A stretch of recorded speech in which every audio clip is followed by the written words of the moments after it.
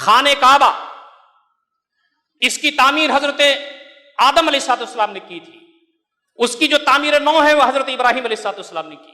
اسی طریقے سے مسجد اقصیٰ کی جو تعمیر ہے وہ حضرت آدم علیہ السلام نے کی، اور اس کی جو تعمیر نو ہے وہ حضرت ابراہیم علیہ السلام نے کی.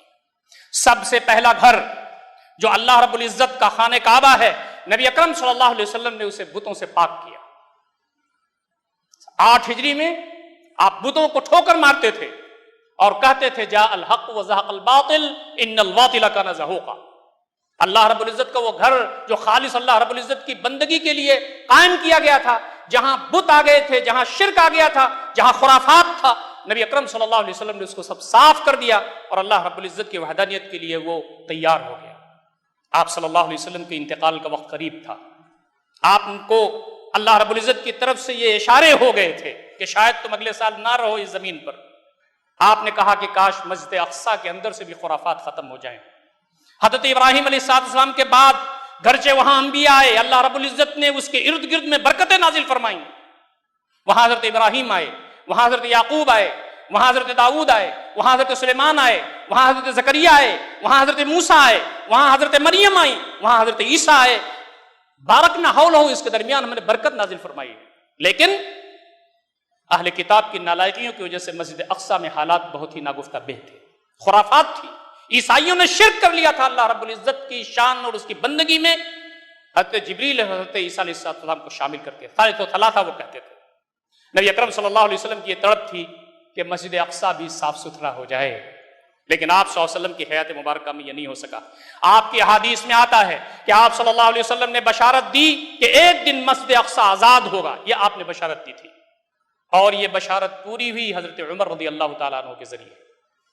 15 ہجری میں عبیدہ بن جراح رضی اللہ تعالیٰ عنہ کی قیادت میں فلسطین کا اور قدس کا محاصرہ کر لیا گیا.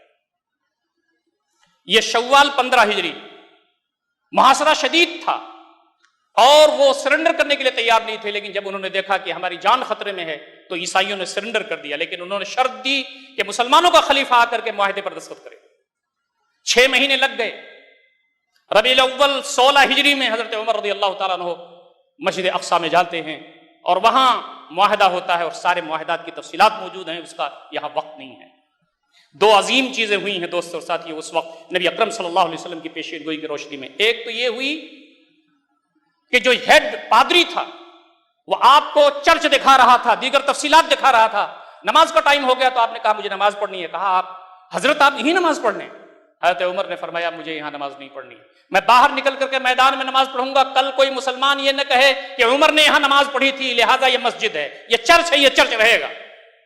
اور جہاں حضرت عمر رضی اللہ تعالیٰ عنہ نے نماز پڑھی تھی وہاں آج مسجد عمر رضی اللہ تعالیٰ عنہ آج بھی موجود ہے.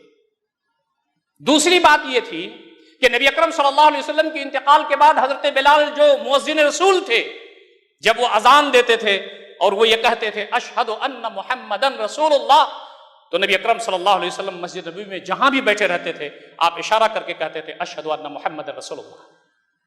لیکن نبی اکرم صلی اللہ علیہ وسلم کے انتقال کے بعد حضرت بلال اذان دینے کھڑے ہوئے، اشہد اللہ الہ الا اللہ کے بعد جب اشہد ان محمدن رسول اللہ کہا اور انگلی اٹھی اور نبی اکرم صلی اللہ علیہ وسلم موجود نہیں تھے تو غش کھا کر کے گر گئے. یہ محبت تھی صحابہ کی، یہ محبت تھی حضرت بلال کی.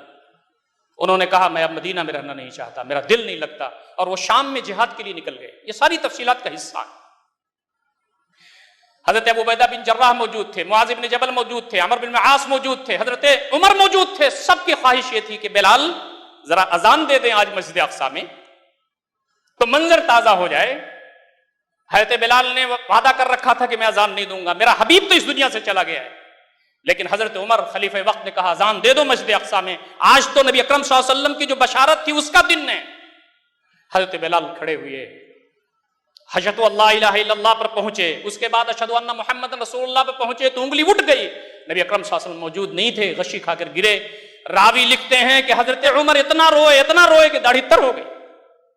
یہ اللہ تعالیٰ کی خوف، اس کی خشیت سے، نبی اکرم صلی اللہ علیہ وسلم کی محبت سے، دین اسلام کا جو مشن ہے اور اس کا جذبہ ہے اور جو جہاد فی سبیل اللہ ہے اس سے اتنا زیادہ وہ معمور تھے کہ ان کی زندگی میں وحدہ لا شریک تھا، ان کی زندگی میں آخرت تھی، ان کی زندگی میں جنت ہی جنت تھی. مسجد اقصیٰ فتح ہو گیا، 400 سال مسلمانوں کے پاس رہا. اس کے بعد پھر صلیبی جنگ جو ہوئی اس کے ذریعے پھر عیسائیوں نے اس کو اپنے قبضے میں کر لیا. لیکن اللہ کا کرنا کیا ہوا کہ محض 90 سال ان کے پاس رہا اور اللہ رب العزت نے یہ سعادت بخشی سلطان صلاح الدین ایوبی کو. 583 ہجری میں سلطان صلاح الدین ایوبی نے مسجد اقصی کو دوبارہ آزاد کر لیا. یعنی نبی اکرم صلی اللہ علیہ وسلم کے بعد حضرت عمر نے جو آزاد کرایا اس کے بعد سے لے کر کے خلافت عثمانیہ تک صرف 90 سال وہ عیسائیوں کے پاس رہا، مسلمانوں کے پاس رہا. صلاح الدین ایوبی نے بڑا کارنامہ انجام دیا اور آپ کو معلوم ہے، آپ نے پڑھا ہوگا، ضرور پڑھا ہوگا. انہوں نے سوچا کہ مسجد اقصی کی زمین تو بہت ہے، یہ اللہ کی بابرکت زمین ہے. انہوں نے کہا کہ اس کے ارد گرد تو ہم کو دیواریں اٹھا دینی چاہیے، فصیل اٹھا دینی چاہیے. آج بھی آپ نقشے میں دیکھتے ہوں گے تو فصیل موجود ہے. قربان جائیے صلاح الدین ایوبی پر. اپنے کندھوں پر پتھر اٹھا اٹھا کر کے سارے مجاہدین کے ساتھ وہ ڈھوتے تھے اور فصیل مسجد اقصی کی بن رہی تھی. بات پہنچتی ہے خلافت عثمانیہ تک. عبد الحمید ثانی خلیفہ ہیں. یہودیوں کا ڈیلیگیشن پہنچتا ہے کہ حضرت آپ کے ہاں جو اکنامک کرائسس ہے، پیسے کی بڑی کمی ہے، ہم آپ کو سونے اور چاندی دینے کے لیے تیار ہیں، بس یہودیوں کو وہاں جگہ دے دیجئے فلسطین میں اور قدس میں آباد ہونے کے لیے.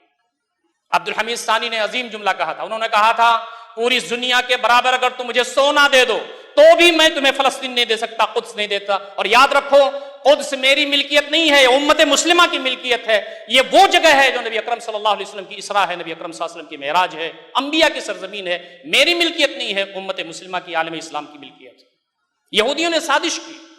1924 میں خلافت ختم ہو گئی اور استعمار کا راج ہوا. سامراجیت کا جو ولولہ تھا اور اس کی پوری دنیا میں آپ دیکھ رہے ہیں کہ ممالک غلام ہوتے چلے گئے. تو بیت المقدس، فلسطین، اس کے اطراف، یہ سب انگلینڈ کے ہاتھ میں آ گئے، برطانیہ کے ہاتھ میں آ گئے. اور 1948 میں وہاں باقاعدہ گویا کہ قبضہ کر لیا یہودیوں نے مسجد اقصی پر، قبلے پر، قدس پر اور وہاں کی آبادی پر.